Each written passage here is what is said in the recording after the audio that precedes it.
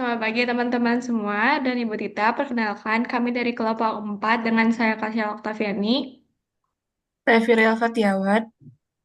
Saya Putri Nadia. Dan kami di sini akan mempresentasikan hasil analisis kami terhadap penerapan selling dan sales management pada PT ARTB Cabang Palembang. Jadi PT ARTB ini sudah berdiri sejak 1985 dan merupakan distributor tunggal OTG dan salah satu perusahaan distribusi terbesar di Indonesia. Cabang Palembang itu sudah mulai beroperasi sejak 1997 dan awalnya masih berbentuk depo dan bekerja sama dengan agen. Sebelum akhirnya pada 2018 memiliki bangunan sendiri dan beroperasi penuh sebagai cabang resmi bukan depo lagi. Dan berlokasi di Jalan Haji Abdul Razak nomor 122A Komplek Ruko Kalidoni. Cabang ini menjadi titik distribusi strategis untuk wilayah Sumatera Selatan. Di PT ARTB ini terdapat tiga kategori produk, yaitu yang pertama ada food confectionaries, personal care, sweet water plus. Visi dari perusahaan ini sendiri adalah menjadi perusahaan yang mempunyai hubungan kekeluargaan dan kemitraan yang erat antara konsumen, karyawan, dan pemilik dalam meningkatkan kemakmuran perusahaan. Untuk misinya sendiri, yang pertama ada membina sikap kerja profesional dan produktif, meningkatkan mutu pelayanan perusahaan, meningkatkan keuntungan yang sehat, dan yang terakhir yaitu memperluas jaringan logistik hingga daerah terpencil. Next. Dan untuk struktur perusahaannya sendiri itu ada Bapak Jason sebagai kepala wilayah dan ada empat area sales manager. Yang pertama ada Bapak Putra, yaitu area sales manager Bintang, AB2, dan Bapak Syamsuddin, Kepala Cabang Base Palembang. Terus ada Bapak Septian, area sales manager Bintang AB3, dan Bapak Indra sebagai Kepala Cabang Base Jambi. Dan terdapat sales manager sebanyak 5 orang di Base Palembang, yaitu ada Bapak Ray sebagai Sales Manager AB2, Bapak Alvin Sales Manager AB4, Bapak Delvin Sales Manager Base Tugu Mulyo, Bapak Willy Sales Manager Base Batu Raja, Bapak Felix Sales Manager Base Pelitang.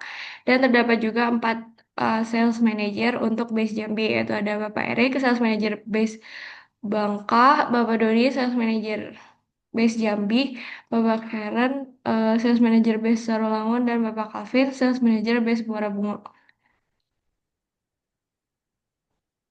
Kemudian ada metodologi penelitian kami dengan menggunakan pendekatan penelitian kualitatif dengan teknik wawancara, pengumpulan data melalui wawancara mendalam yang dilakukan melalui Google Meet, dan partisipannya ada Bapak Ray Wilson Emmanuel sebagai Sales Manager AB2 wilayah Palembang, Sungai Lilin, dan Sekayu, serta Bapak Alvin Sales Manager AB3 wilayah Palembang, Sungai Lilin, dan Sekayu. Dan ini juga terdapat dokumentasi bersama Bapak Alvin dan Bapak Ray. Untuk sales environment analysisnya itu dibagi menjadi dua, yaitu ada lingkungan eksternal dan lingkungan internal. Untuk lingkungan internal terdapat gudang ditata rapi sesuai kategori dan rotasi stok atau FIFO untuk memastikan picking dan loading cepat dan akurat. Kemudian area penyimpanan dan loading point dipantau rutin agar operasional sesuai SOP. Kemudian tim sales atau duta arta mengikuti briefing pagi untuk rute, promo, target, dan evaluasi, serta menggunakan sistem digital sales force automation atau tablet yang dibeli oleh ARTB untuk memastikan input order, kunjungan, dan penagihan terdokumentasi dengan baik. Untuk lingkungan eksternal, sales membangun hubungan baik dengan outlet melalui komunikasi ramah, sopan, dan solutif. Kemudian membantu pengecekan stok, memberikan info promo, dan memastikan kebutuhan outlet terpenuhi, serta menggunakan pendekatan humanis untuk menjaga loyalitas toko, terutama di retail tradisional. Secara keseluruhan, lingkungan penjualan ARTB dibangun secara tertata, profesional, dan terkontrol sehingga mendukung efektivitas distribusi, meningkatkan kinerja sales, serta memperkuat hubungan dan kepercayaan outlet.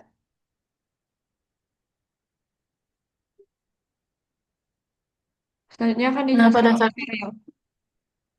pada saat ini kita membahas aspek pengembangan SDM dan pelatihan sales di ARTB. Sales baru mendapatkan pelatihan intensif selama 3 hari, mulai dari pengenalan produk, cara penggunaan tablet, sampai praktik jualan dengan simulasi. Setelah itu, mereka juga dibina melalui evaluasi mingguan yang menilai omset, penjualan key product, serta penagihan.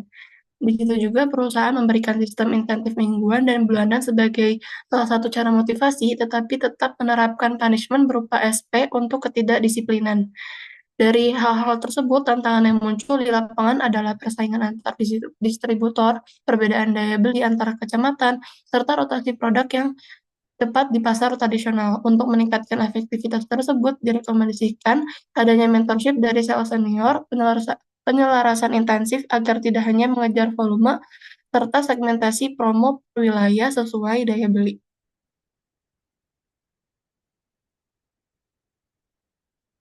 Lalu di sini uh, sales teknik analisis. Slide ini menjelaskan 6 tahap utama teknik penjualan yang diterapkan tim sales RTB.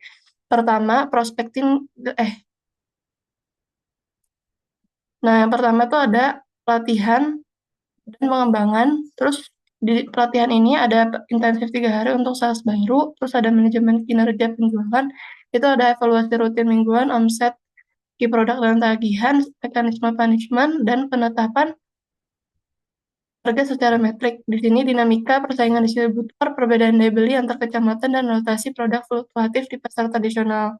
Dengan salah satu rekomendasi dari kami itu ada program mentorship secara terstruktur, penyelarasan intensif dengan strategi, agar pastikan insentif tersebut tidak hanya mendorong volume penjualan dengan jangka pendek, tapi juga kesehatan distribusi secara jangka panjang. Dengan strategi segmentasi pasar fleksibel, dengan pengembangan paket promo yang sangat spesifik per kecamatan berdasarkan daya beli lokal yang disesuaikan. Lalu selanjutnya di sini ada menjelaskan tentang sales teknik analisis, di mana sales ini yang pertama prospecting dilakukan dengan canvassing, di mana sales aktif mendatangi warung atau toko baru untuk memperluas jaringan distribusi. Kedua, pendekatan dilakukan melalui small talk, membangun kenyamanan hubungan personal. Ketiga, sales melakukan penilaian kebutuhan melalui pengecekan stok untuk mengetahui produk yang cepat habis atau sedang dibutuhkan toko. Yang keempat, sales memberikan presentasi dan penawaran solusi, termasuk edukasi tentang margin, keuntungan, dan promo. Lalu yang kelima, proses penutupan dilakukan dengan mencatat pesanan dan mengatur pengiriman. Terakhir, tahap pasca penjualan melalui follow-up tagihan, informasi promo, serta menjaga komunikasi untuk mempertahankan loyalitas outlet. Selanjutnya, ini ada sales management analysis. Pada bagian manajemen penjualan, ARTB fokus pada 3 pilar utama. Pertama, perencanaan, yang meliputi pemerataan distribusi, penetapan target yang terukur, dan strategi penetrasi ke outlet yang berpotensi tinggi. Lalu yang kedua, pelaksanaan lapangan, yaitu kunjungan rutin untuk menjaga hubungan baik dan memastikan outlet mendapatkan pasokan yang benar-benar produk itu secara cepat dan responsif. Kemudian, yang ketiga itu pengawasan dan evaluasi kinerja. Dilakukan secara berkala oleh sales manager. Pengawasan ini memastikan hambatan di lapangan bisa ditindak cepat, terutama dalam koordinasi dengan penanggung jawab di depo. Secara keseluruhan, manajemen penjualan di cabang Palembang berfokus pada konsistensi layanan dan juga penyesuaian strategi terhadap perubahan pasar.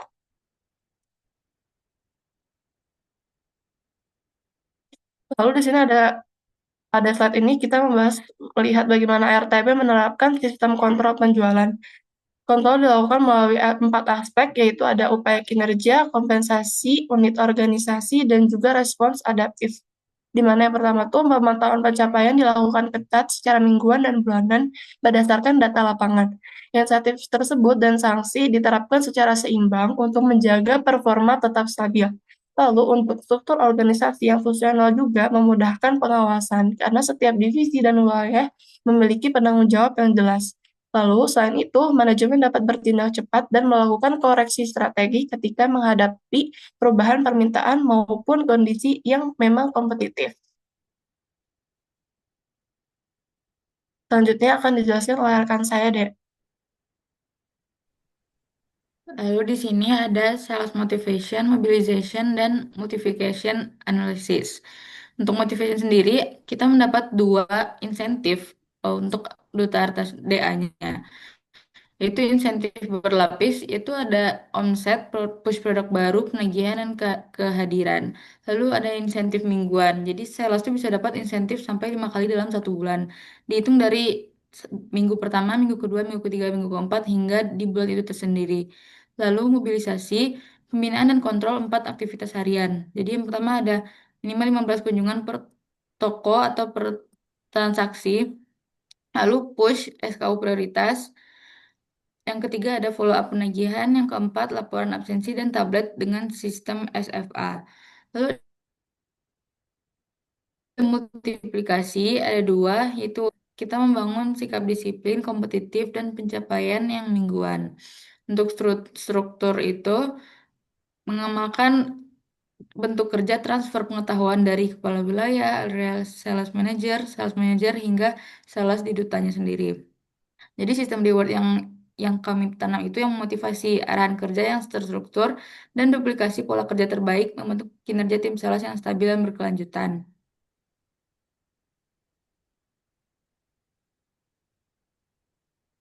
Di sini ada temuan utama, ada 4 sistem insentif. Insentif yang dilakukan adalah mingguan dan transparan, jadi memotivasi sales secara konsisten. Lalu yang kedua ada kontrol lapangan, monitoring kerja harian melalui GPS tablet dan durasi waktu kerjanya sendiri. Yang ketiga ada pelatihan, onboarding cepat dan praktis. Jadi sales itu langsung siap turun ke lapangan. Yang keempat temuannya ada tantangan. Jadi pelaporan tablet dengan sistem SFA dan follow up penagihan belum konsisten di semua sales karena sistem yang diterapkan di SFA sendiri cukup kompleks yang hingga membuat sales butuh waktu untuk mempelajarinya. Jadi performasi tim naik ketika 4 aktivitas harian dijalankan dengan disiplin dan turun jika kontrol personalnya itu melemah. Di sini kita telah melakukan rekomendasi ada 4. Yang pertama ada coaching, yaitu menerapkan coaching terstruktur sesuai level kemampuan dari D1 sampai D4 agar bimbingan itu lebih tepat sasaran. Yang kedua ada body system. Ini tuh sistem mentor, jadi sales yang berpartisipasi itu mengajari sales yang masih berproses. Yang ketiga ada reward non finansial, yaitu finansial penghargaan emosional terbukti meningkatkan loyalitas dan komitmen jangka panjang. Seperti misalnya kita bentuk leaderboard gitu. Yang keempat ada pelatihan. Pelatihan ini lanjutan untuk mengatasi kelemahan terbesar di follow up dan pelaporan yang tablet itu sendiri.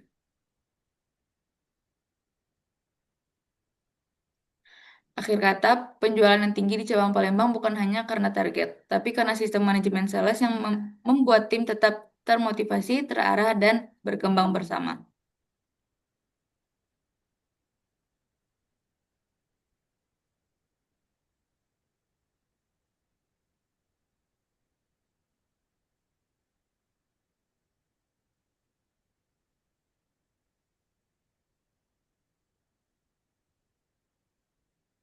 Baik, sekian dari kami. Ini worksheet yang telah kami buat. Terima kasih. Wassalamualaikum warahmatullahi wabarakatuh.